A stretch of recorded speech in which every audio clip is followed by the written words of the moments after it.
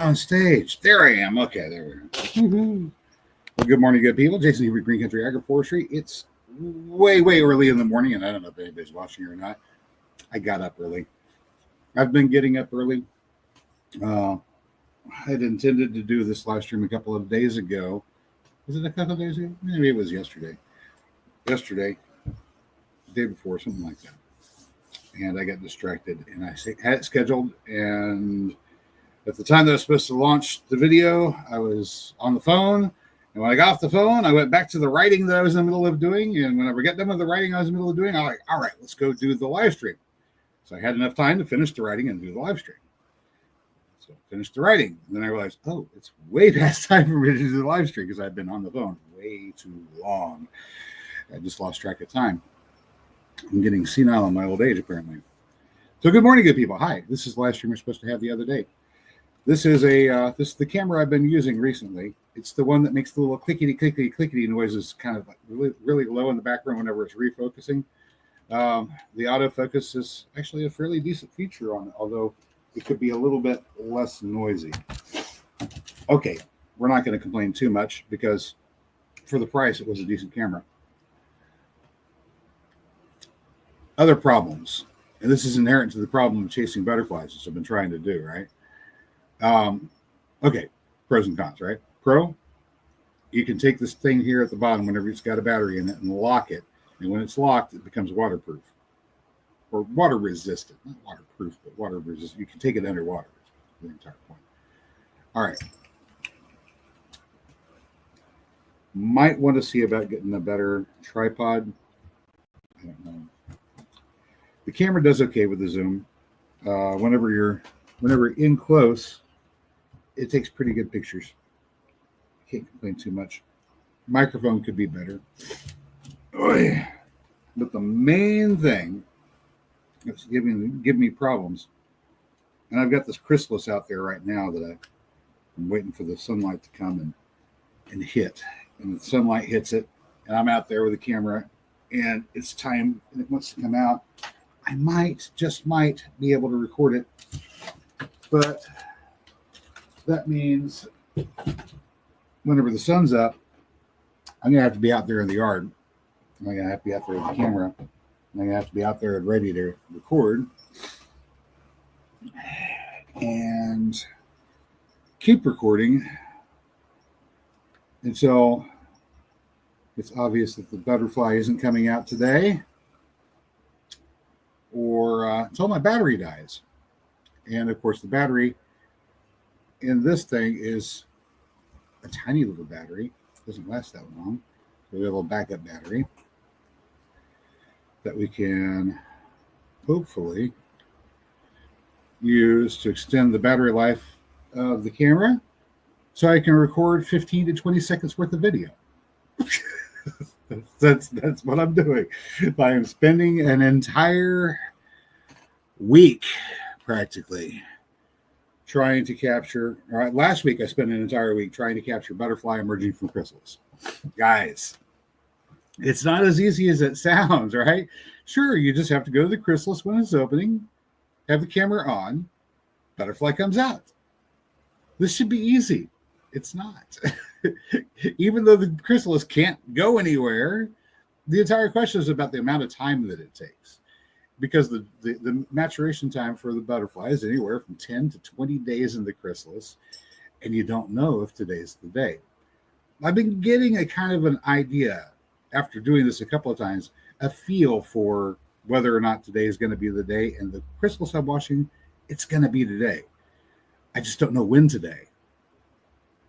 So Mary shot some video not too long ago of a butterfly that was beside the road that had just come out of the chrysalis. And I had observed this particular chrysalis beside the road. I take the camera over there and kind of point it out. So the miracle of life is happening. Don't miss it, right? And she went out there and she had her phone and she was just recording this butterfly after it came out of this chrysalis. She called for me, Jason, let's come with this. And she has the phone out and she's got her phone and she's recording this butterfly. She's out there for over an hour as this butterfly is just struggling and struggling.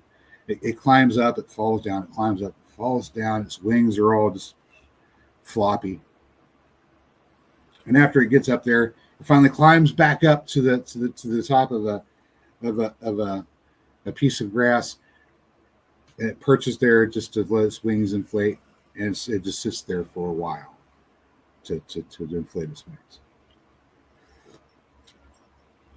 Well, that was the first one of the black swallowtails that we've seen through the process of getting its wings inflated. So that set my intention, or set not my intention, that set my expectation that this is a process that may take a little while. So I was prepared for a process that may take a little while. And then the first butterfly that I went to go capture, every day I'm sitting here, I'm like, okay, is it today? Is it today? And I got video, just a couple of seconds of video each day as it approaches. So you can kind of observe over this clip, whenever I get it all edited together, this chrysalis as it's maturing, and the butterfly's inside, and he moves a little bit, but you can see as it goes from just this bag around the worm to becoming more and more looking like a butterfly inside of a chrysalis, until the day comes that it's there, and then I go to change the battery, and then the butterfly's out of the chrysalis, and I missed the entire point where he emerges. So that was great. We're trying it again this morning. Whenever the sunlight comes up, we'll be out there with the camera, and hopefully we'll capture the moment. Don't know if it's going to happen or not, but we're going to try to capture the moment. So that's where we're at right now. Wow, is it? It's almost 5 o'clock in the morning. Can you believe it's almost 5 o'clock in the morning?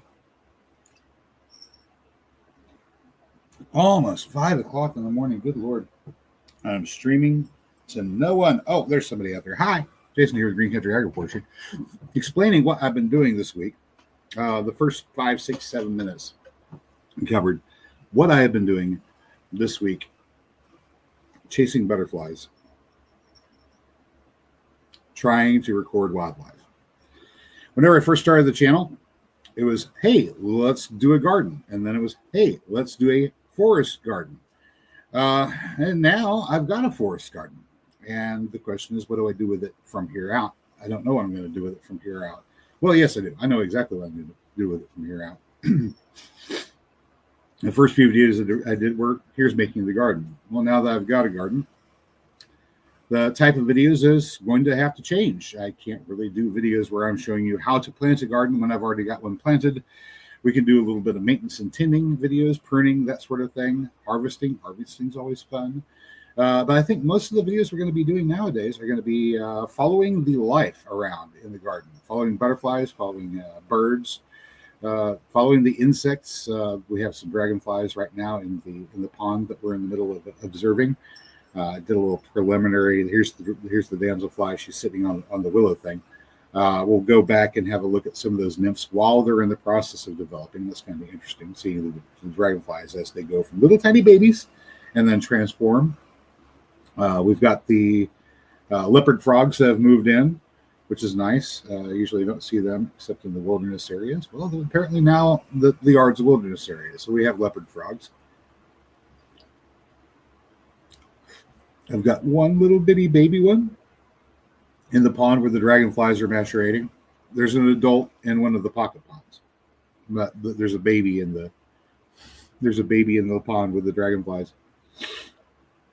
He's going to get big enough. He's going to get big enough that they won't eat him.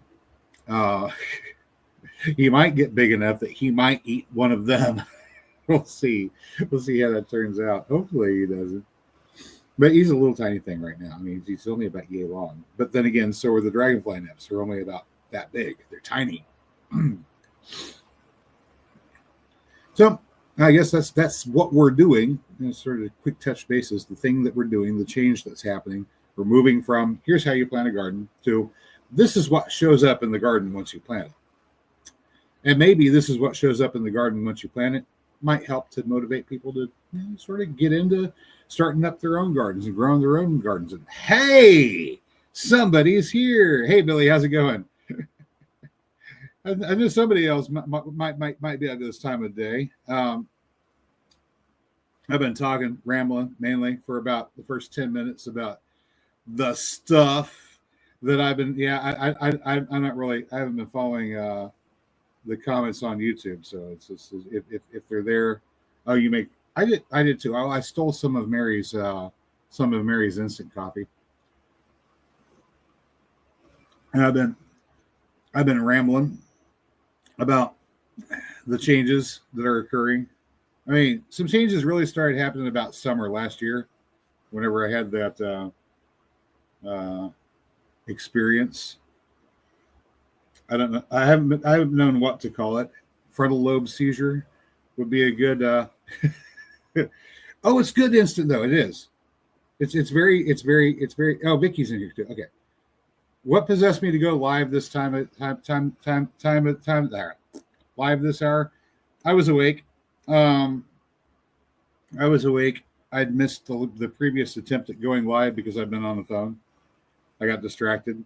And by the time I got off the phone and went back to finishing the writing that I was finishing and then went to go do the live stream like I had in my mind that I was going to do, the time to do the live stream had already passed. Yeah. So, yeah. Billy, I'm usually awake this time of day. I was awake. What? Hi. I was awake about an hour or two ago and went back to bed. Okay, Bill, you can come up. Okay, Bill, this is Bill. I went back to bed, got back up, and said, "Okay, yeah, I'm up. I may as well go ahead and do this now instead of scheduling it for some other time." Let's talk about how we're changing the garden. And started out planting the garden, showed how we planted the garden. Well, now the garden's planted. I'm going to plant some more trees. I'm going to do some more things. There'll be a new plants and things coming in too, but not at the pace that they've come in. Nowhere near that pace. So what do I do now, right? I can't show you I'm planting a garden because I've already got a garden planted. So I'm just going to have to show you what comes to the garden, right? What's showing up here? Yeah, you need lots of trees. Bill wants to go outside. What? What is it, Bill? You're like, either wants attention. Oh, apologies for this. Not this morning. He either wants attention or he wants out or he wants food. He probably wants food. It's way too early, Bill. Way too early for food. Well, Vicky, if you followed that link that I put up, so one of the things I'm going to do today is kind of touch base on what I've been doing in other places, and part of that is I'm in the midst of writing a book, and the book is going to include. It is going to be a gardening manual, so it's going to have stuff about planting and growing a forest garden. Everything from the thing that I did out here in the front, where we dig the trenches and we put in the wood chips and we establish a foundation for the garden. I'll talk about boundary walls, purposes the boundary walls serve, and then we'll finish up with tree and stuff like that. Hi, Brian. We'll finish up with tree, so it'll be, you have your foundation, your boundary walls, and the tree, which is if you're interested in the symbolism, those are the Hermetic symbols, because there's esoterica involved, and part of the esoterica involved will include the tree of knowledge, what they call it in what the Jewish mystics call it is the tree of life. It's not the tree of life.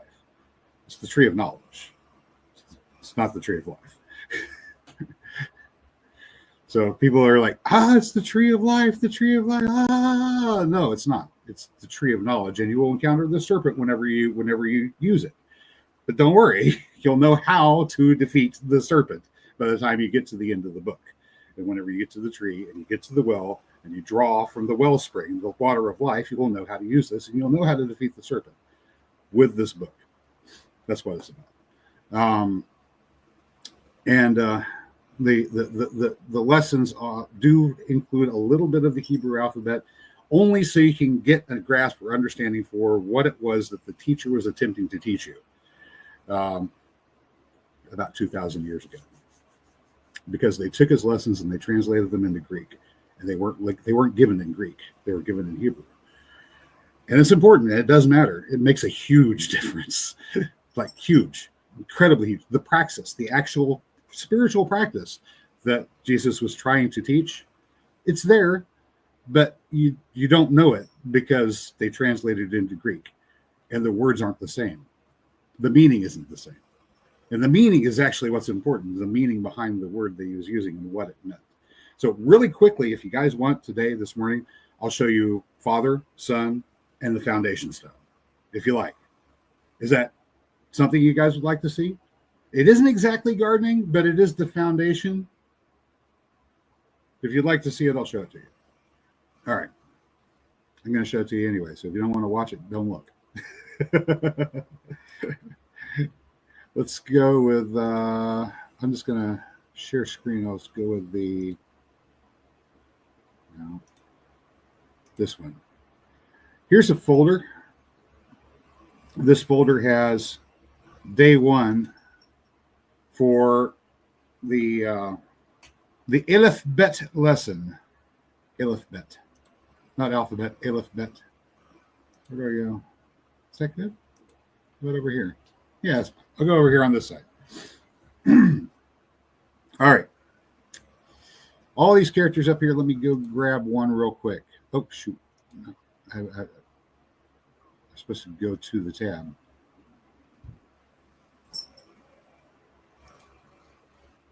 Where's the tab that I'm just... Would you go... I'm trying to get to the tab. Hang on. Let me drop this thing out of here so I can get to it.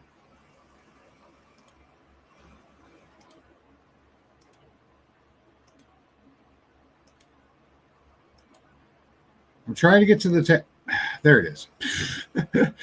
Jason, focus. All right, let's go. Put this on the screen. Can we see this? Let's stop sharing that one. Let's remove that. Let me try. Technical difficulties, my bad. All right. No. There we go. It's going to take me just a second here. That's day 2. I need day 1. This is day 2. Where's day 1? I thought I had day 1. There's day 1. There we go. Okay. There we go. Okay. Whew. Sorry about that, guys. Yeah, I'm still in Windows 10. There's Windows 11, and I haven't.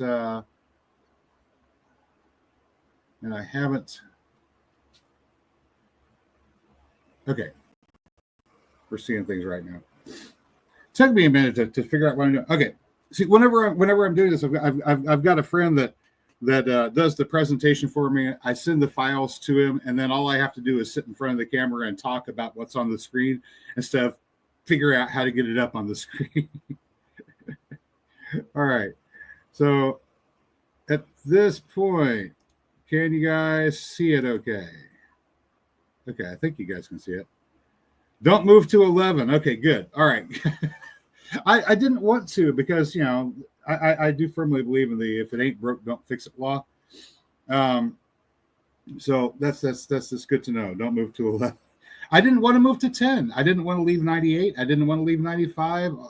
If the software was working, I don't know. All right, so. Oh, yeah. If I could import an AI that I've already trained, maybe. but once I get them trained and then they reset them and then I have to train them again, it's a pain in the butt. No. Whenever I'm doing, I like to use AI for predictive searches because it allows me to use my own words when I'm doing in a search, and that's convenient. But you still have to be careful about what you tell it to look for because sometimes it doesn't realize Yeah, I do want you to go look at the Latin, and I do want you to go look at the Greek, and I want you to go look at the Hebrew, and I want you to look at archaic characters and their meanings. So here's an archaic character, and I'm going to get to the meaning. This character is called Aleph. It's the first character in the alphabet. And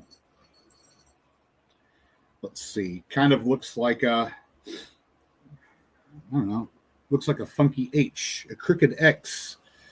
In the Phoenician alphabet, Aleph was represented by the head of a bull, and they flipped it on its side to become the A on your keyboard. So the A in the alphabet, our alphabet, the one we use, is Aleph from the Phoenician alphabet, just somewhat modified.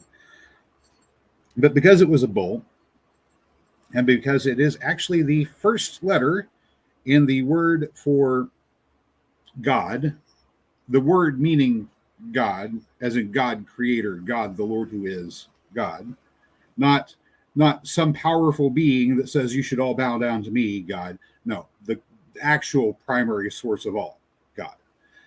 Okay, that's the first letter in the title, not name. Man was never given the authority to name God. So whenever somebody comes around and says, "Oh, I have God's name," no, they don't. They don't. There is no name for God that man can utter. It does not exist. All right. So Aleph is defined as the dividing line between what is and what is not. See the line, the slash is there. You've got this little thing at the top and that thing at the bottom. Whenever they come together, they form this character, Aleph. They didn't want to use the bull's head.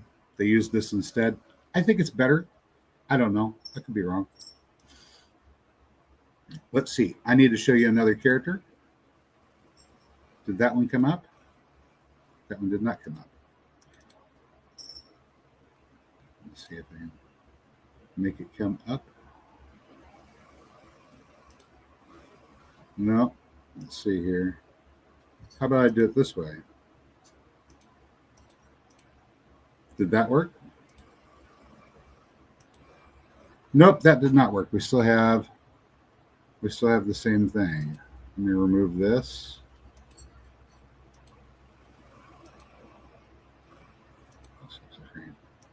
Present. I might be able to do it this way. There we go.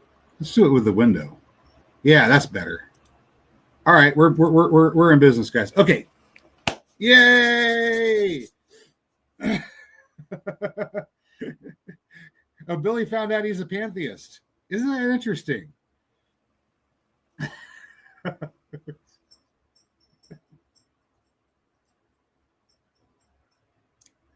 I believe what I am is technically called a Neoplatonist.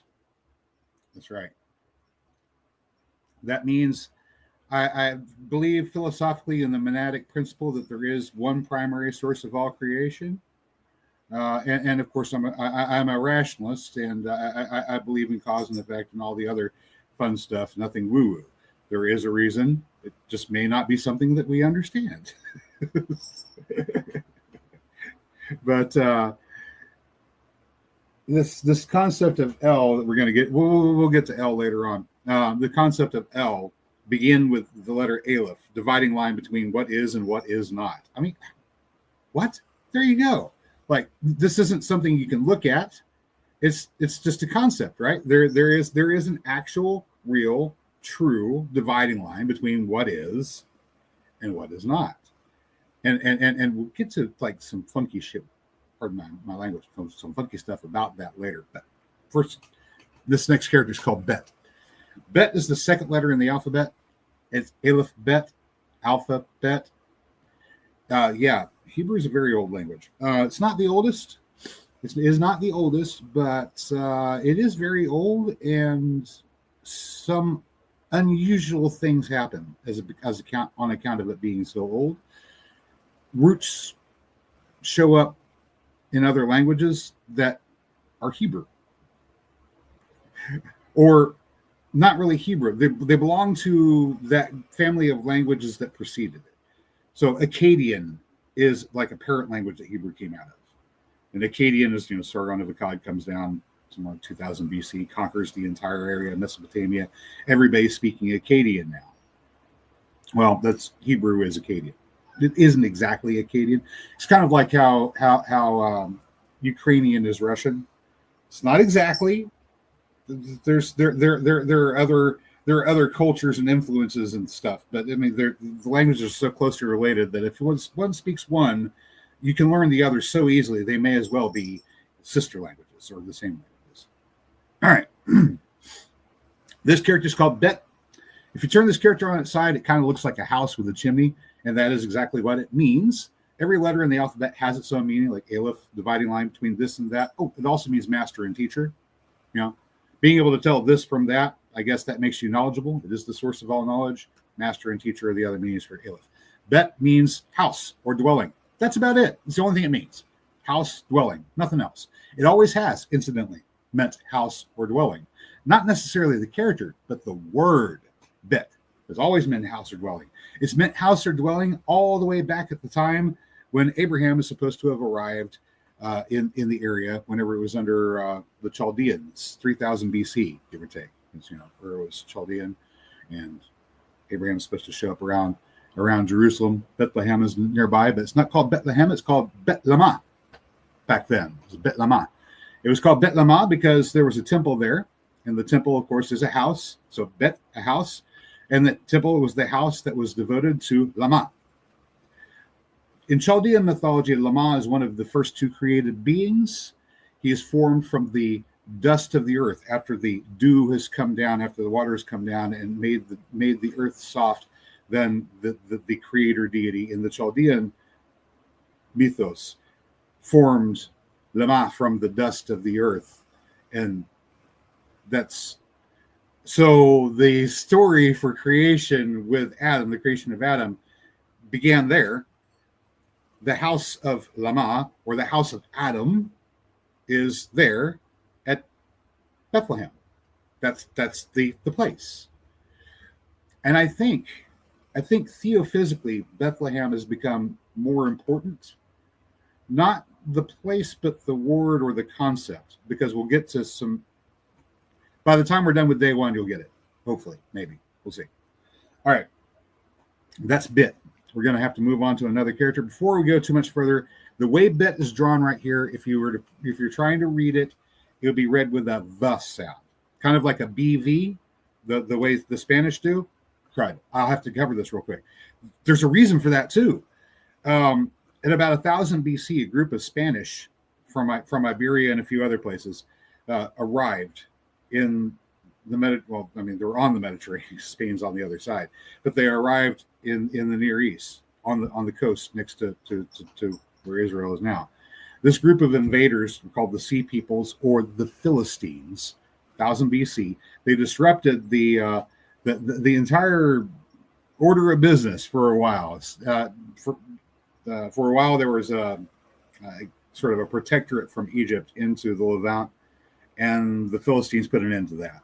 They separated the people in the Levant from the more civilized, supposedly, areas in Egypt, and there had been warfare going on back and forth there ever since the Philistines arrived. By the time we get to about 1000 BC, where David's story comes in, there's been 200 years of warfare with these people that are. Oh, cool! Billy's got it open. There's about 200 years of warfare with these people, right there at the coast. And obviously, they're going back and forth. The Philistines. They have boats. They came by boat. They didn't just burn their boats and went, "Oh, we've come to a new place." They kept going back and forth. And whenever you go back and forth, you carry things with you. You bring things from the old country with you to the new country. You take things from the new country back to the old country. And one of the things that you take back and forth is language. And you may find this interesting. Of all the Romance languages, the languages that are derived from Latin, the only ones that really exclusively have the BV, until it kind of spread from that area in Spain, were the regions in Spain specifically, that the Philistines came from. So the question becomes, did the Spanish BV start in Spain? Or did it start in Israel, Judea? Whatever we want to call that place back then, because it wasn't Israel and it wasn't Judea back then. Back then, it was a whole bunch of different disconnected groups, tribal groups. It wasn't a nation. So, yeah, fun times. Whenever you see this character like this, without a dot in the middle, it's pronounced with a V sound. If you see it with a dot in the middle, they call the dot a dagesh. I don't know if we're really even going to get into that, but the little dot in the middle changes the sound. It's a pronunciation mark, and then changes it to a B sound. So it's a B with a dot, and it's a V without. So now we know two letters of Hebrew. It's the first two letters of the alphabet. We're going to put them together and make a word. Does it sound exciting? There's the word. That's the word you get when you put together the first two letters of the alphabet. What happened to my camera? Did the cast break?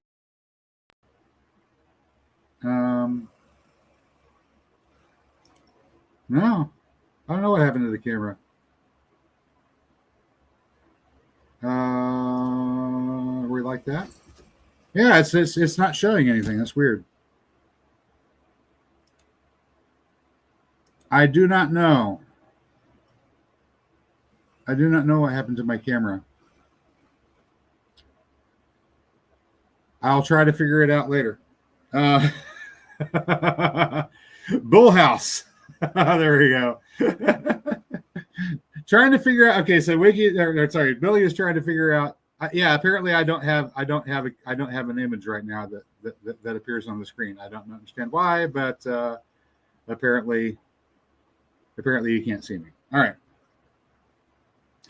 This word is pronounced av because, of course, the bet at the end doesn't have a dot in the middle, so it's pronounced av. The aleph ordinarily is silent. Sometimes it makes an ah sound. Sometimes it makes an eh sound. It's weird like that. Doesn't make a sound of its own. Most of the Hebrew alphabet, whenever you put the letters together, the sounds that they make change. And they change based on context. I know that's weird. I wish I knew what in the world was going on with it, because that I don't want it to go. I can mute the mic.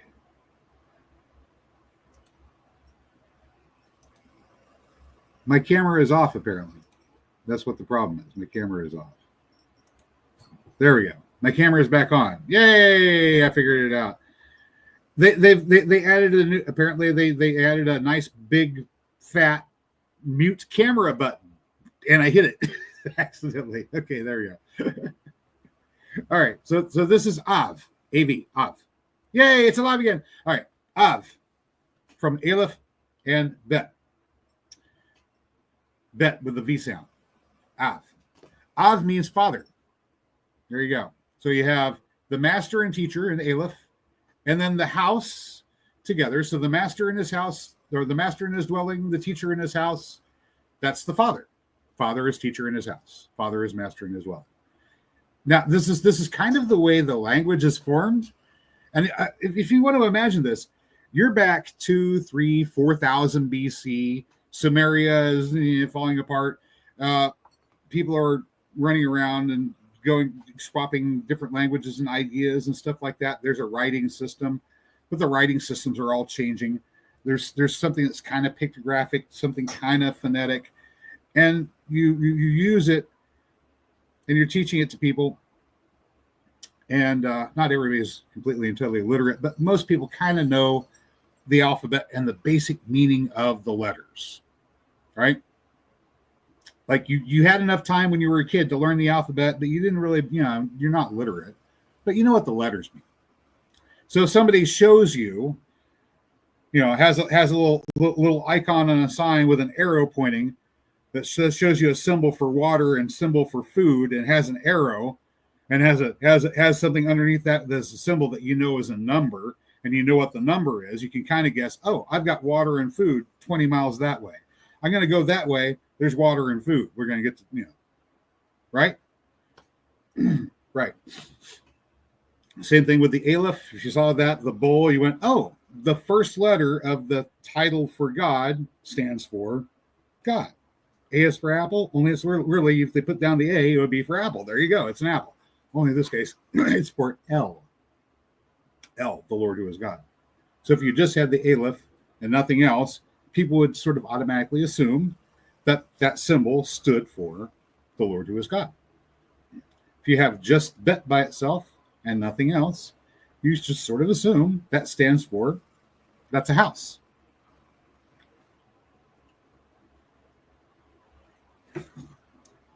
So in ancient Hebrew, you have a whole lot of one-letter words. But to avoid being confusing, or maybe just to make ourselves confusing, they decided they were going to go ahead and form the full word anyway out of their alphabet. So sometimes you'll see a word twice. Once as a single letter, and then as a full word. And if it's a full word, the single letter that stands for that word will begin it. There you go. If it's a word that does have a single letter definition. All right, moving on to the next slide. That's not it. That's bad. That's a different thing. There we go. All out of order. Let's get back over here. So now we've got, oh shoot, I'm way ahead of myself, aren't I? I did need to go here. That's Bet. We got a new character, and I don't think I have, maybe I did. No, there it is. Sorry, they're all out of order. I went through the trouble of taking all of my files for next week, and I numbered them. So whenever I do the presentation, and Jeremy's got all the files. Jeremy Pittman is the guy that's got the that's going to be doing the presentation. Make sure that you get a link to it Saturday. It'll be live. It'll be better than this presentation. I guarantee you. So Jeremy's got all the files. He has them queued up, ready to go, all that stuff, and I won't be fumbling back and forth trying to work the production and give the thing at the same time. So anyway, this one's called Nun. This is another alphabet letter, Nun, and we'll use it to make the next word. Nun has two forms. In the middle of the word, it's shown kind of like it is on the right, and then at the end of the word, it's the way it is on the left. On the left, you can't really tell because I didn't realize when I was making the slide that it was important. On the left, you can't tell. Nun is a bit longer than a standard character, and the length goes down below the writing line, not above the writing line. If you're writing on a line, if the line goes down below, not up above, it goes down below. All right. Two different meanings. It has more than two meanings. It has a bunch of meanings. A whole bunch of meanings. And if you're going to Chabad.org and are looking for meanings, the meanings I'm going to give you are on Chabad.org. I'm going to give you a couple different ones that are on Chabad, whatever you want to say. It stands for Chokmah Binah Dayat. We'll cover Chokmah Binah Dayat later on. This like at least day 3 stuff. At least day 3. On Chabad.org, they give deceit as one of the main meanings for this character, possibly because of what Jacob did. Humility should be the primary meaning for this character. So we're going to be correcting a little problem. Okay, I'm going to go off on a tangent here. There was once a school for Torah that was created by Shem and Aver. Aver was Abraham's third great-grandfather. Yes, that's where my name comes from. I went and checked. As far as I can tell, there are no Avers left on the mountain. I don't know where they are. Apparently, I know of one other. So, and he's not teaching this. So I guess we're reconstituting the old school. Jacob was supposed to have come and learned, but based upon his behavior, I don't think he did. I think they're just saying that he did after the fact. Yeah. Well, yeah. Rewrite history. if he had come to the school and if he had learned properly, then he deliberately disobeyed everything he'd ever been taught. So this tales for another day.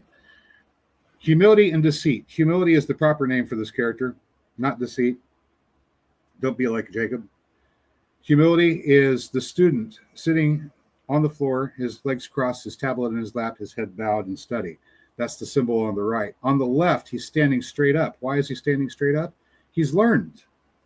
He's educated. He knows what he's doing. He knows how to act correctly, and he's ready to go forth and rule. So rulership and kingship is the second meaning, the one on the left. So on the right, he's in study, learning how to be. On the left, he's standing upright. Standing upright. An adult, ready to go forth into the world. And so at the end of the word, nun has that. And another, I believe nin is your root for a child, niño. That's Spanish, by the way. Guess where they got it? They were Philistines, remember? Okay. I don't know how to put it. The Philistines were the Spanish. Not all the Spanish. That's where they came from. Which is not a dig on Spanish people at all. All right. So now we've got two words. We have Av for father, and we have this word that is formed from bet nun. Bet nun is the word for son. Here's father, here's son. Av bet, father, bet nun, son. Father and son. Now we have father and son together. You may notice that they write it left, or they write it from right to left instead of left to right. So we have the dividing line between this and that, which is by itself. But see, by itself, they don't say Aleph is God. For every other letter, the fundamental meaning is used as, you never see Aleph by itself. The reason you never see Aleph by itself was because it used to be the bullhead, and you weren't going to draw a bullhead and that be God. Right? So you never see Aleph by itself. Every other letter, you could see it by itself. But Aleph,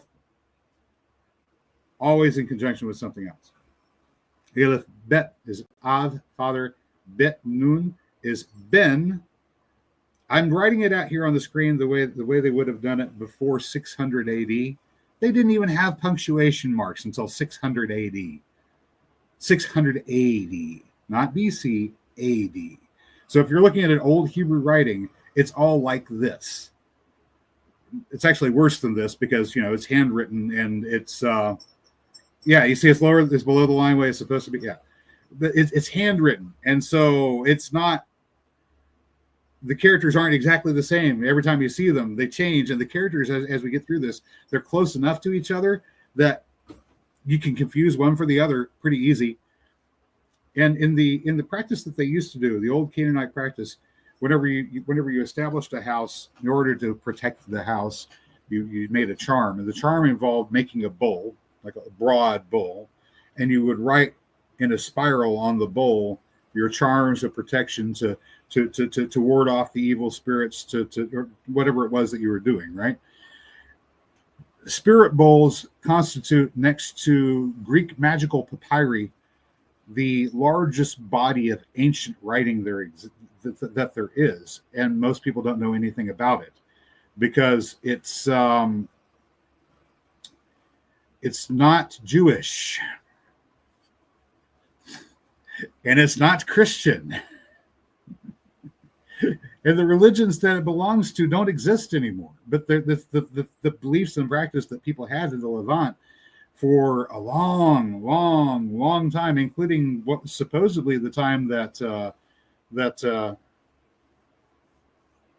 Judaism was supposed to be enforced by the kings, that apparently it wasn't. People weren't doing these things. They weren't going to the temple in Jerusalem. None of these things were happening. They were following the practices of the Canaanite peoples, is what they were doing. So all this, the temple and this is recent, very recent. I'll leave it to the historians to lay out exactly how recent, but it's not history. The Bible isn't history.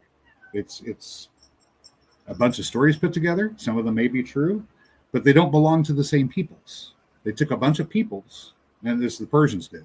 They took a bunch of peoples after they conquered Babylon.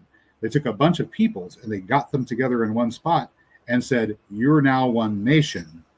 Here's the law that you will follow. Here are the people who will teach you the law that you will follow. And we're going to build a temple over there for them to teach you the law that you will follow." And this was all set up by the Persians.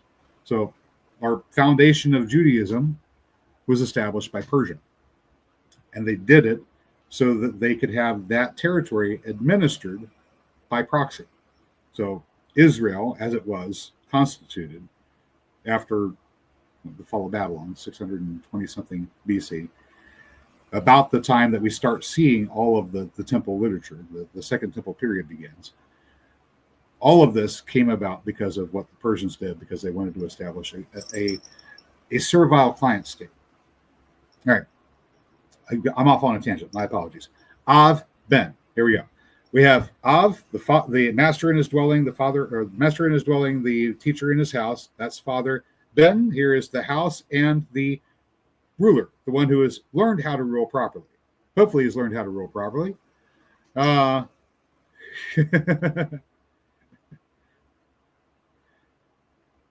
house, the educated adult, people under God. Okay, so there we go. We've got fundamental basic meanings that are put together by these two words. We're going to throw them together and make a contraction, because you notice that father ends in a house and son begins in a house.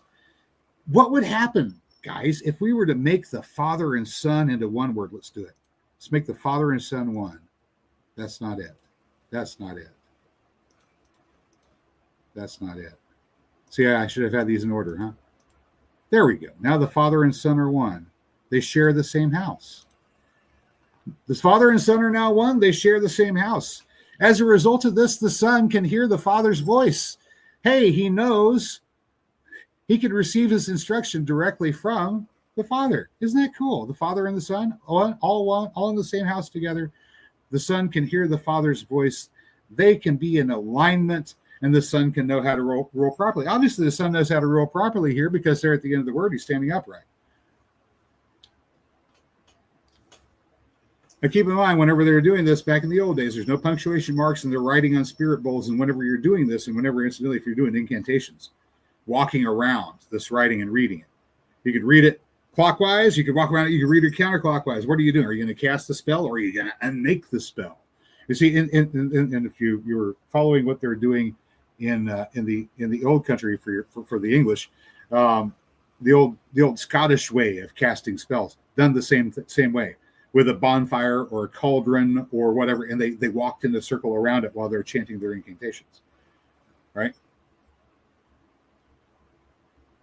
So you see spirals on rock art.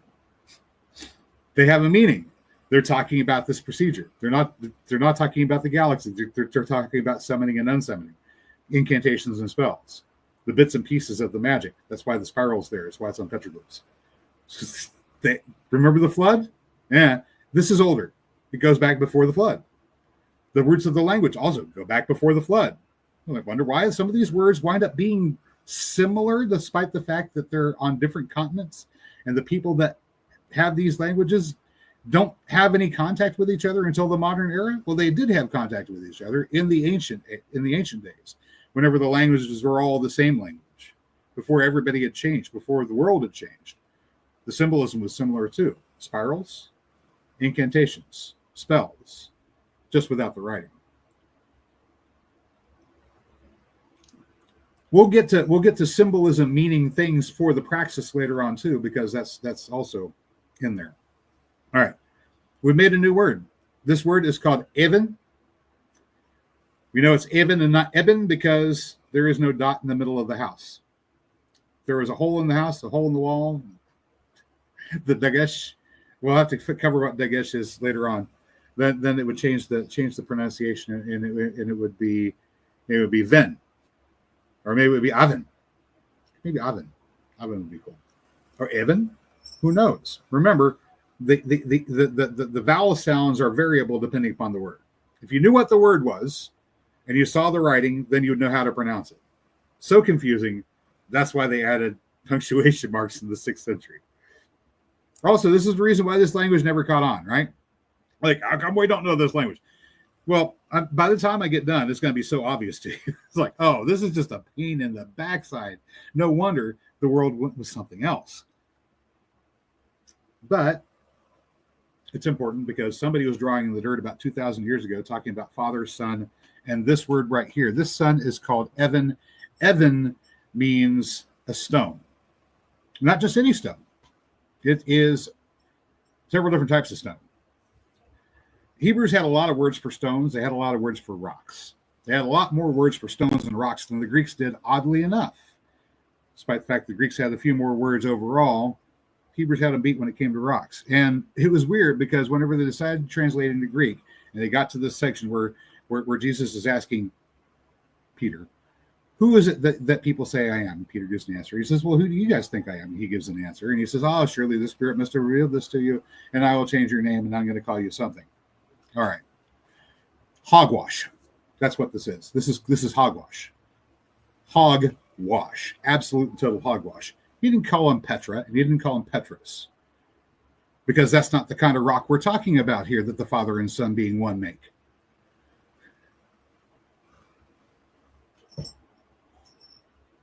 Now, if you wanted a rock, like a big rock, like a massive rock, a boulder, a cliff, apologies. The word for that is called sir. Sir, that's a boulder or a cliff. If you wanted a heavy, heavy stone, a stone that you would use like a weight, there's a word for that too. It's sela. Sela. Here's sela, here's a stone, here's a weight. Here's a big rock, there's sir, that's a cliff. Okay. So what is even? Even is a stone. Different kind of stone. It is a precious stone. So if you ever talk about the ephod of the priest being covered with precious stones. Precious stones. Each precious stone is supposed to remind the priest of something. It has a purpose. See, it's not you need a precious stone because God likes precious stones. You need a precious stone because you, the person who's doing the internal work, needs something to remind you of something. That's what the precious stone is for. So Evan is a precious stone. It's a precious stone showing you an alignment between Father and Son. Father and Son in alignment is a precious stone. This precious stone is also, Evan, is the word used for a plumb bob. You take a stone, you tie a string to it, it falls straight up and down. You see the nun at the end? Straight up and down? In a straight line, standing upright, in proper alignment. Plumb bob. Evan. Evan is a plumb bob, shows you their proper alignment. Evan is a smooth and balanced stone. A smooth and balanced stone, the kind that you might pick up off the riverbed and use for a sling stone to bring down a giant. A smooth stone. David picked up 5. You ever wonder why he didn't use 5? He actually used 6. He threw 1. This is a story meant to tell and make a point. It's not a historical account of a person killing a giant. You should understand this because, like I told you earlier, they made the stories up to make a nation. The David story is, if there's a bit of truth in it, it's not important because they took it and used it to tell a story about smooth stones and alignments and how you can use those to defeat any giant that you have. Smooth stone, precious stone, Evan, an alignment between Father and Son. There's another word for this, boundary stone. Evan is a boundary stone. I can't remember the verse, but there's a section that was during Judges. A guy behind he goes and he's putting down these stones to mark a boundary between territories. So they are boundary marking stones. Evan is a boundary marking stone.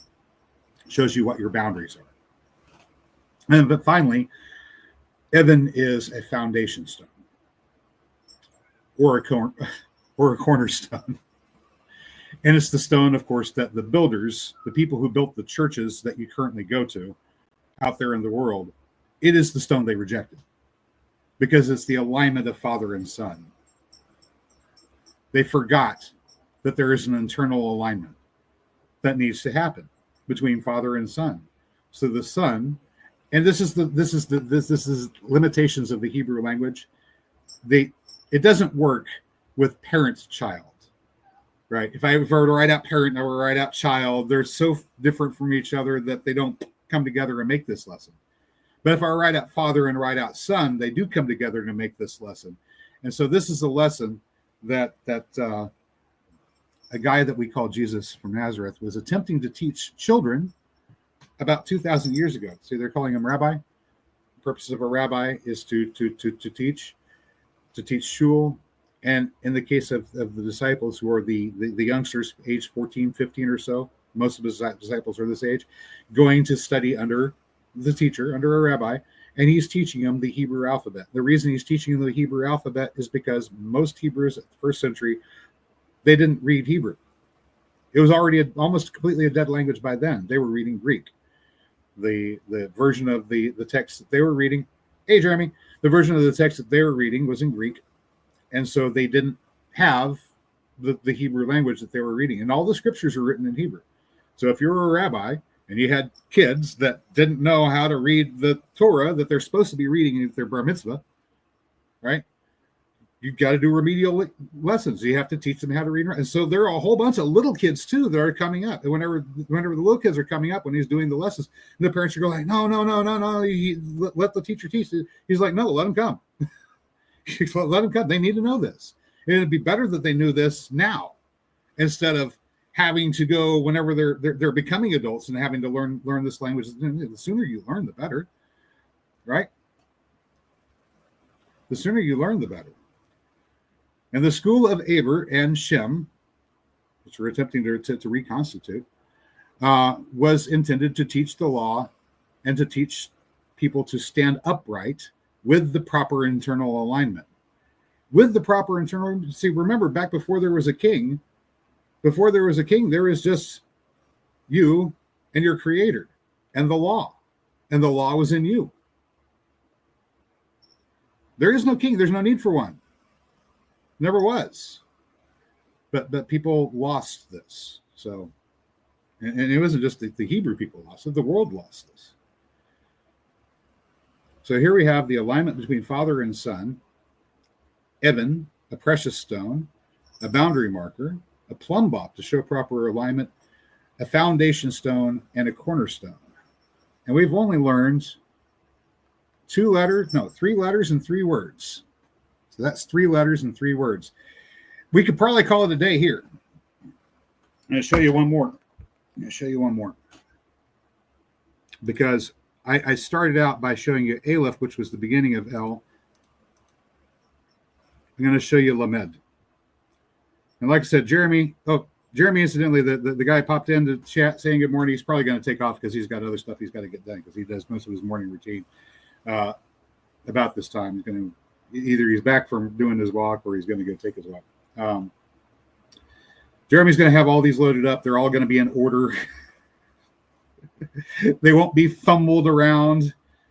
Billy, I'm going to get to that in a second. That's actually not correct. I know, shock. I'm probably going to be the first person you ever hear say this. Yeshua is not Jesus' name. Yeshua is not Jesus' name. It isn't. It isn't. And it could have been. I mean, it isn't. But it could have been. But if it was, it would be a very interesting scenario because he would have a blasphemous name. Yahweh. Very blasphemous. That's not God. That is a lowercase God, kind of like Baal is a lowercase God. And Shamash is a lowercase God. Asherah. Oh, Asherah is close to not being a lowercase God. But Asherah is still a lowercase God. As far as like primary, like everybody was worshiping, Asherah is like everybody was worshiping. Asherah is still not actually a god. Asherah is a idol, a concept, a creation of man. Yahweh is an idol, a concept, a creation of man. Baal, idol, concept, creation of man. Shamash, idol, concept, creation of man. Back in Genesis, whenever Adam is given, all the animals are brought to him. Every creature is brought to him, so that he can speak its name. He can say its name and identify what this thing is. This is the moment that Adam achieves domination over all the creatures of the earth. The naming of a thing, the defining of what it is the mastery or dominion. That is the foundation of mastery and dominion, to be able to define it, to be able to say what it is. If I say that this is that, and this is that, then I am its master. Man was never given the authority to name God. All right, so Lamed. This is I can't remember which letter of the alphabet. There are numbers associated with these. I'm not including the numbers in this lesson because you can get into a whole lot of trouble trying to add and subtract and put letter combinations together as numbers and calculate words and names and do divinations with it. And depending upon how you want to do your math, you can make it say anything you want. So I don't do that. I prefer truth. Truth is found through experience, which is exactly what Lamed is going to show us, because Lamed is the teacher and the learner at the same time. There are two letters, two characters in the Hebrew alphabet that have an inherent meaning of teacher. The first one is Aleph, the second one is Lamed. Aleph is the primary source of all knowledge, the dividing line between what is and what is not. Lamed is the one who teaches, but Lamed is also the one who learns. Now, this is interesting. We didn't cover this, Jeremy, if you're still with us. If you were to take Lamed and you were to reverse it, and you were to put two Lameds, one this way and the other one this way together, you formed an object. What object have you formed? Guys with spatial good spatial intelligence are already doing this in their heads, and they can see it. They can see the amphora, right? There's an amphora, a vase, formed by two Lameds. Yes, okay. But specifically an amphora. Now, amphora is a very, very, very old concept. It's a clay vessel that's made by taking a sheet of clay, rolling a sheet of clay, and then folding it so you have a place here at the bottom. Whenever you close it up, all your sediments collect down here at the bottom. And whenever you take your amphora, your vase, and you're decanting your wine or whatever it is that may have the sediment in it, the sediment is collected down there at the bottom of the amphora, and you don't pour off the sediment. Now, whenever I'm making, say, my morning tea, or not my morning tea, because I didn't get any, I just got water. But when I'm making a tea, I'll throw a little bit of orange peel and some mint and a little bit of cinnamon or whatever in there, and I'll get it going, and then I have to strain it off. But there's always a little bit of sediment at the bottom. And if I wanted to get rid of the sediment, I can always just let it settle and slowly decant to get the sediment off. But with a flat bottom, I'm left with a lot more sediment. The amphora collected it all at the bottom so that you got more good wine or good oil or good whatever it was that was a liquid that you had in the amphora. You got more of the good stuff and less of the crud that collected at the bottom. Now, here's the cool part. I didn't realize this. I kind of had whenever I started thinking about this, I realized there probably was a thing. So I had to go look. And sure enough, it was a thing. Not all amphora, but some have been found. And I imagine there's some that are in collections that nobody bothered to look. But some of them have found that there is writing on the inside of the vase. There's writing on the inside of the vase. In the inside of the amphora. Whenever they rolled out the sheet of clay, while it was still wet, they scribed writing on the inside of it, and then they completed it. So now there's writing on the inner parts of a clay vessel in the form of the amphora. Isn't that cool? Writing on the inner parts. We'll get to that later. All right. Lamed, vase. Well, when you put it together, you get a vase. But this is not meaning. It means the ultimate teacher and learning. Billy's going, why is there writing on the inside of a vase? Like I'd say, we'll get to it. We'll get to it. No, not today. But soon. Soon we'll get to it.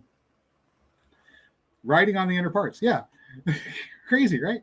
All right. So Lamed is the teacher. Lamed is the learner, because as one teaches, one learns. As one learns, one teaches. And the ultimate in learning is through what? How do you know anything? You know, through the experience, right? Like whenever you went to go bake bread, you read the recipe on the recipe card. It told you what to do. You say, I'm gonna need water. I'm gonna need yeast. I'm gonna need some sugar. I'm gonna need some butter. I'm gonna get a little bit of milk. And I got the flour. Okay, I got all the salt. Don't forget the salt. All the ingredients here, and we put them together in this order. Blah blah blah. You follow the directions. Hopefully, you got bread at the end. But until you ever did that, did you know how to break bread? To bake bread, baking bread. Did you know? No, you didn't know. You had a set of instructions. When you read the set of instructions, did you know? What if they wrote the instructions wrong? What if the person writing the instructions didn't know what they were talking about and they wrote down the wrong instructions? You read the instructions, did you know? No, you didn't know. You knew what was written on the set of instructions because you know how to interpret symbols. So you know how to interpret symbols, so you know how to read what's in the instructions. But what's on the instructions was not the concrete knowledge of the thing that you wanted to know how to do. The actual learning is in the experience and in the doing.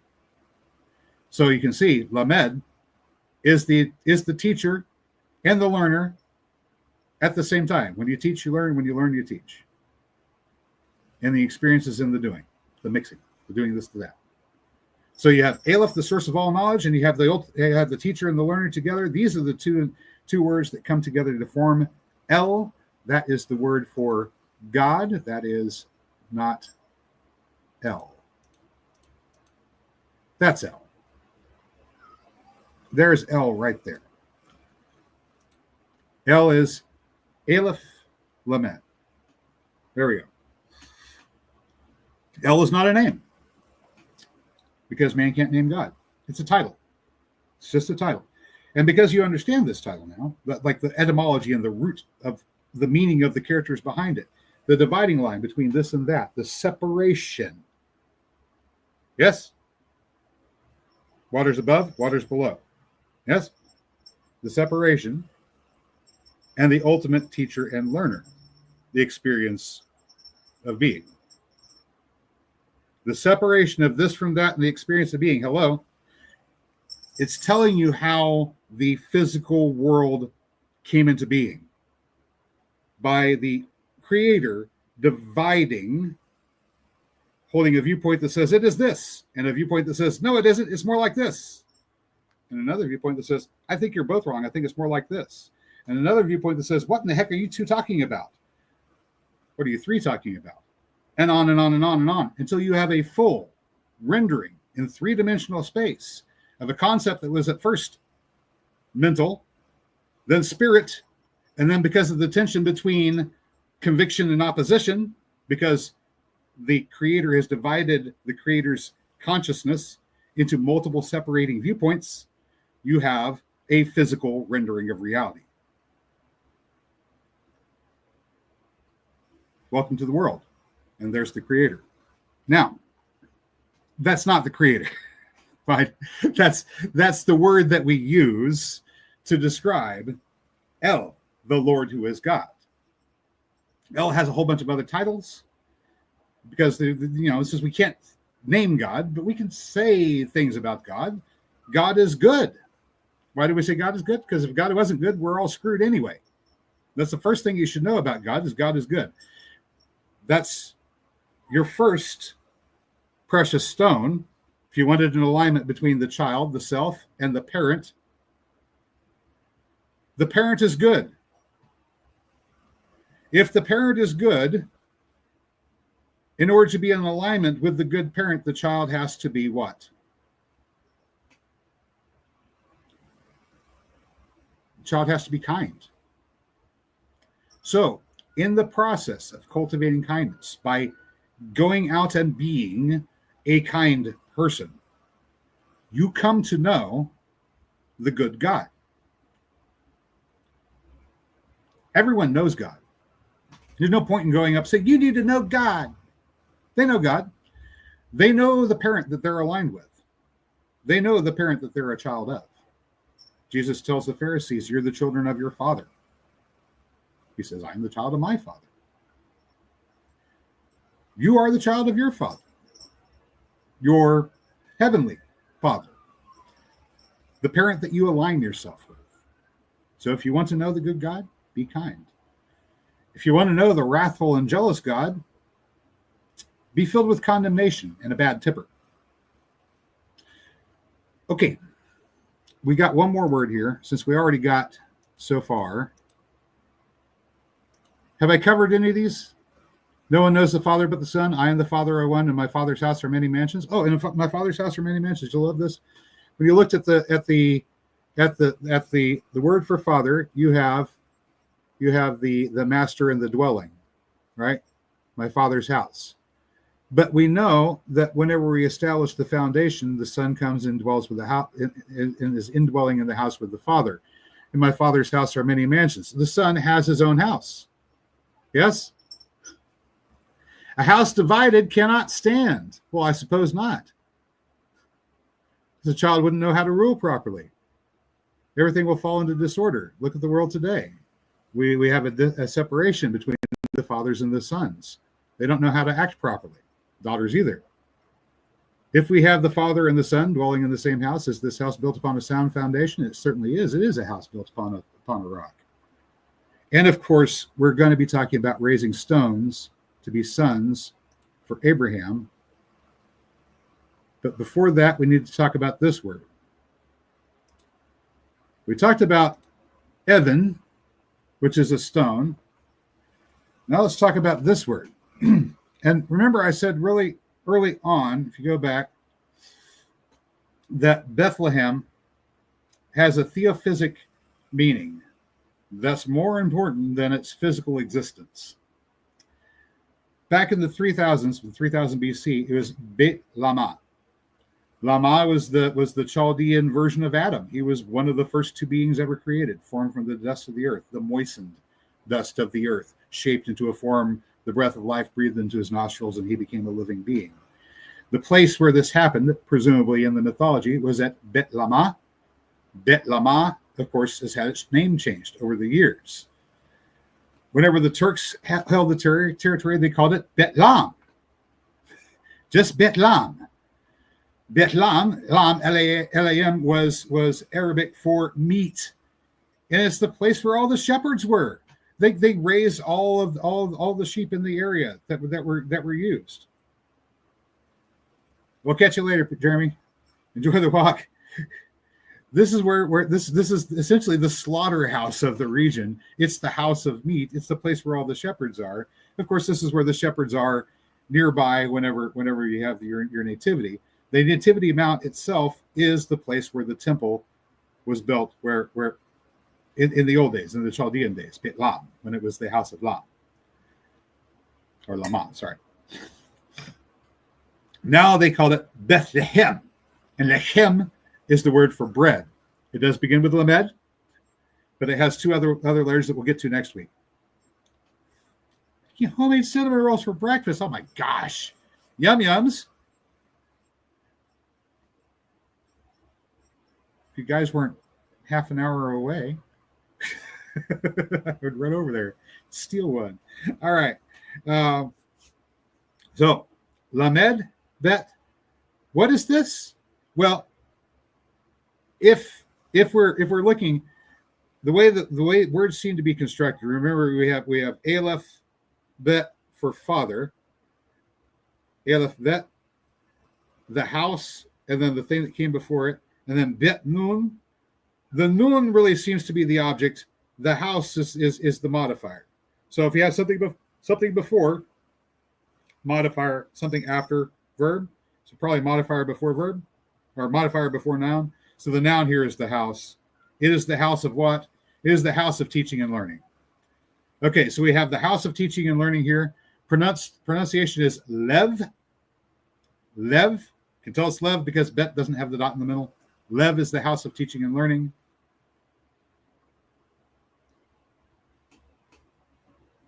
But if you were to write this on a spirit bowl, I'm sorry, I need to get my mustache here, not in my mouth.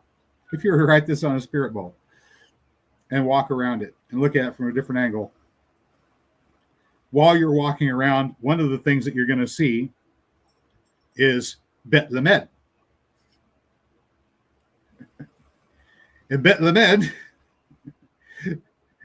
is Bethlehem. Phonetically speaking, right? This is Bethlehem. Bethlehem.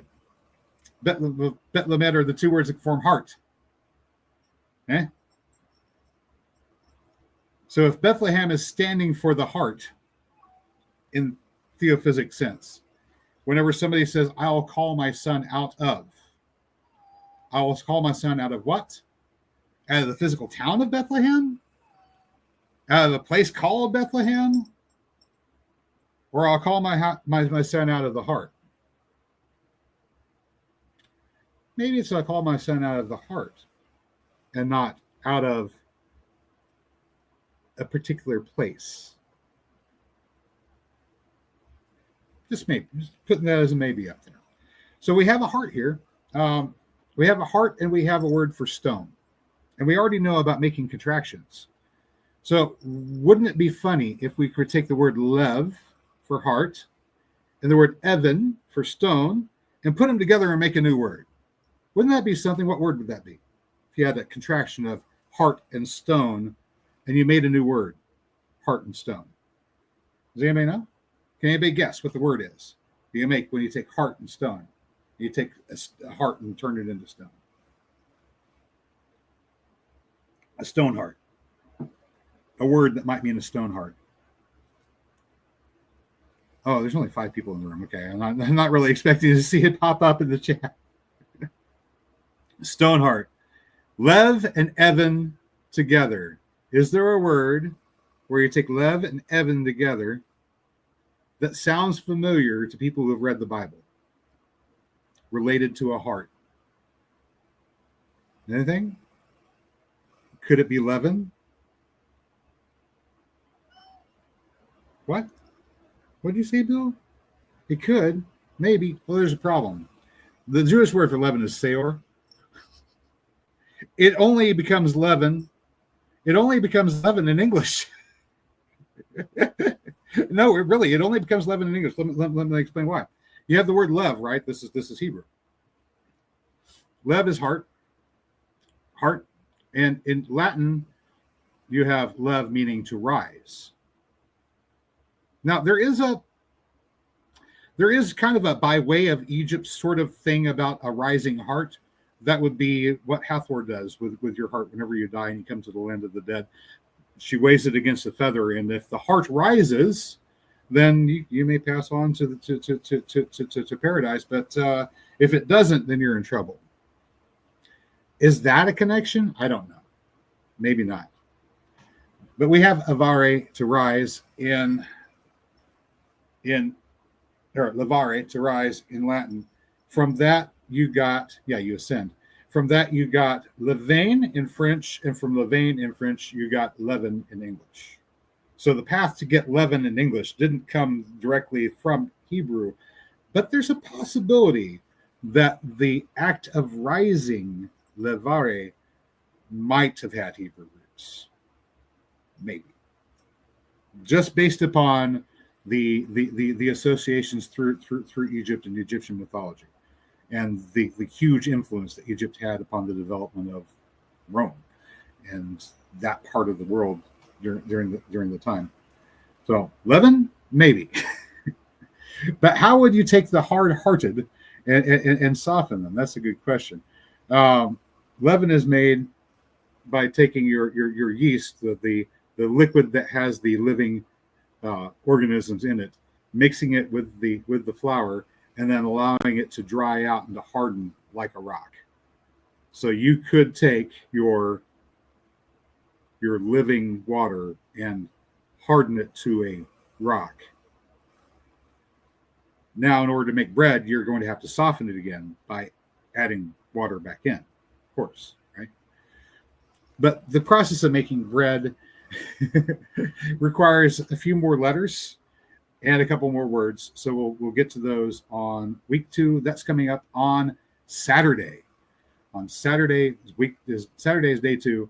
We'll cover mother, we'll cover daughter, also mommy and daddy, because they're there.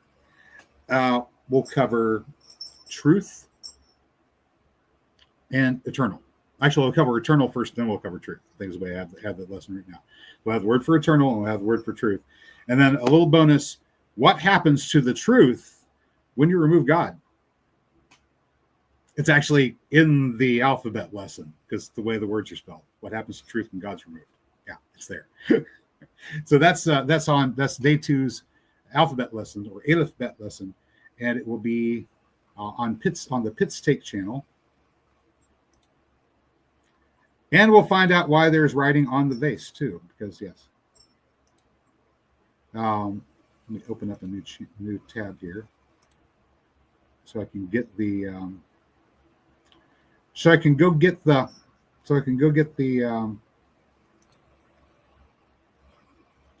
thing.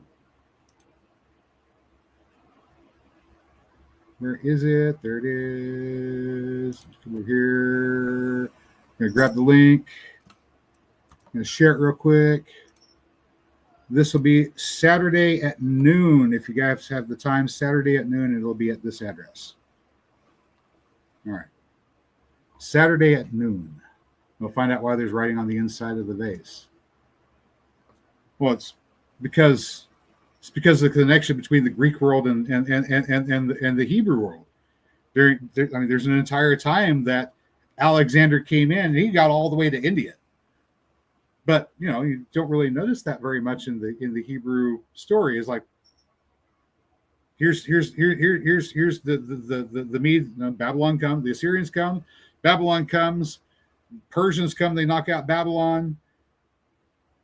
Where are the Greeks? They're not in the Bible. They are the Bible. So where are the Greeks? They are. That's what happens. The Greeks came and they introduced what's called the Septuagint. They took the old scriptures in Alexandria and they reworked them, put them in Greek form, and then published them. So your Septuagint text, what's the Old Testament for Christians, is the in Greek version of a whole bunch of older scriptures that were collated, compiled, and put together in Alexandria, somewhere between the second and the 3rd century BC by Ptolemy II. So it's like during Ptolemy's reign.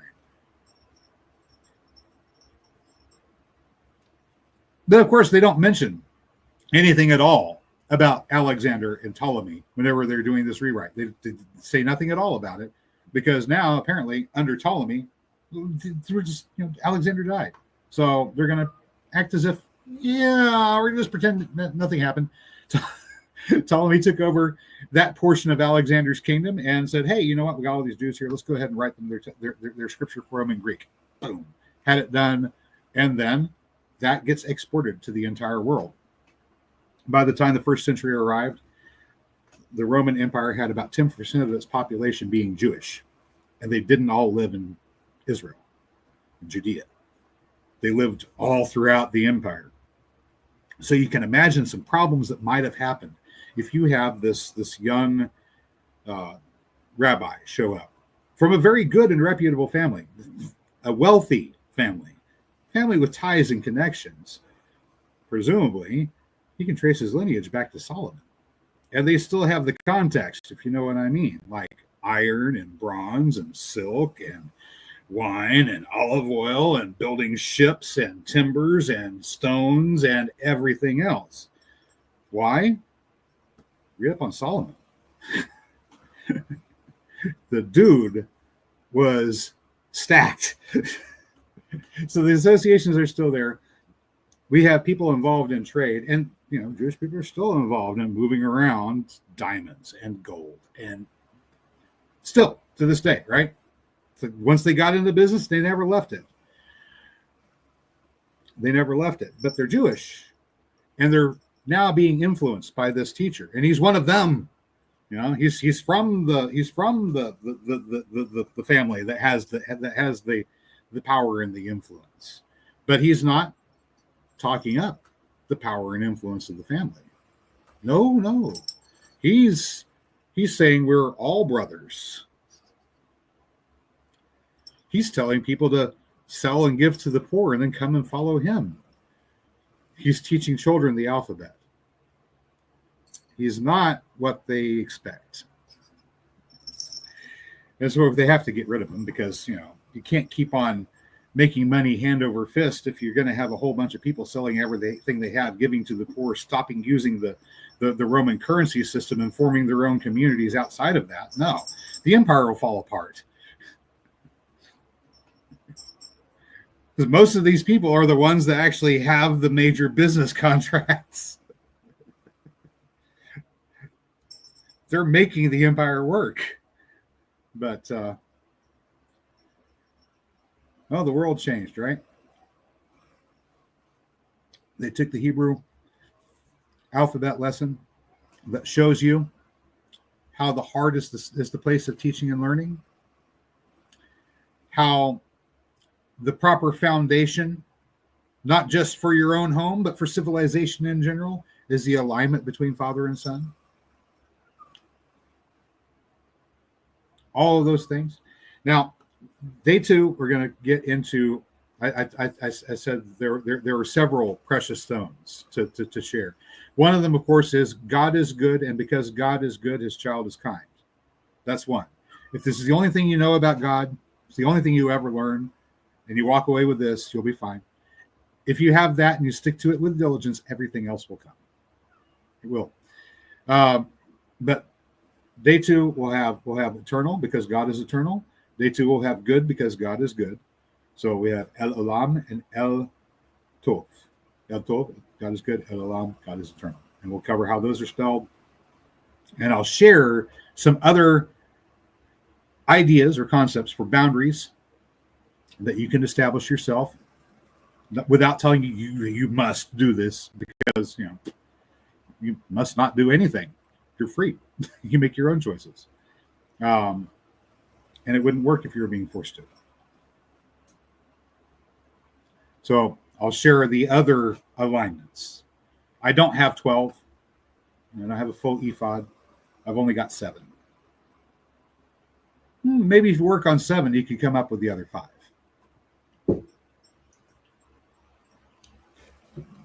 But that's all I've got for you today, good people. Guys, I hope you found today's video informative or entertaining. Before we go, I'm going to just put this up here. Where is it? There we go. This is a funky little symbol. You're going to find it on the book that I'm writing, I think. This one right here. It's hermetic in origin a little bit. You have your triangle there that stands for the foundation stone, which we talked about, the alignment of father and son. Or you could call it the philosopher's stone for the people who have been looking for it. Now you know how to find it. There it is. And then the circle on the outside, that's not a magical circle. That's just a representation of the tree that we plant in the garden after we have established the proper foundation. Now, a garden is supposed to have walls. The walls, the boundaries are there to define what is the garden and what is not the garden. Define what I'm supposed to be working on and what's not my business. You see, the things that are outside of your boundaries, they're not your business. What you have permission to work on is what's within your boundaries, what's in your garden. You can't go work somebody else's garden without their permission. That's not lawful. You must have permission.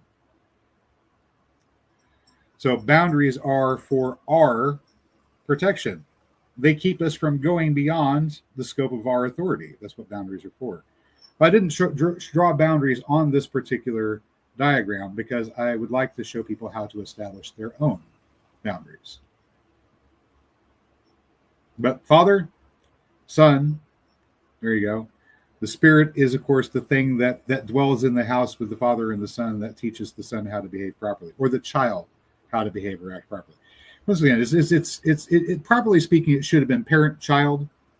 No one knows the parent but the child. No one knows the child but the parent, and who the child chooses to reveal. But because of the lesson, it's an alphabet lesson, and the alphabet shows father and son, he used father, son. That's why it shows up there. You don't have to be male for this to work. And God is not male. No one can say what God is that way because no one can look at God and go, oh, I can see that he's a guy. It's not there. It's not possible. But it was taught this way because of the language. and because there was an alphabet lesson that went with it. The concept is parent-child principle, parent-child. You know by being, you know by experiencing. If you go out and you cultivate kindness, you do the things a kind person does. Every time in your thoughts and your words and your actions, you are kind. The result of this being is the knowledge of the good God. It opens you to the entire experience. When we get to how the tree actually functions, it will make more sense. But right now, and praxis also will involve moving the energy, and you will be able to feel it. Not only will you be able to feel it, but you will have contact. If you do it properly, you absolutely will have contact. But before you get to that point, you kind of need to know how to establish boundaries. Because if you don't know boundaries before you establish contact, you'll be lost. Guaranteed you'll be lost completely and totally. Yeah. Anyway, people go nuts doing this improperly. It's happened before. If it's happened to you and you need to be fixed, let me know. That's something I might actually have to come travel to you for. It's a real thing. Don't call the Catholics. They don't know how to do this. Anyway, guys, if you found today's video informative or entertaining, or maybe a little bit of both, you know what to do. I'll catch you next time. Follow that link for Saturday's lesson. We're going to do mother, daughter, eternal, life, and what happens whenever, not life, eternal, truth. What happens to truth whenever you remove God? In the characters, we're going to be learning the character for good itself, obviously, because you have to learn the character for good to learn the word for good. But also a few other things: water, good water. What is good water? All that good stuff. So we'll catch you then, guys. Bye. Be good. Get out there. Get growing.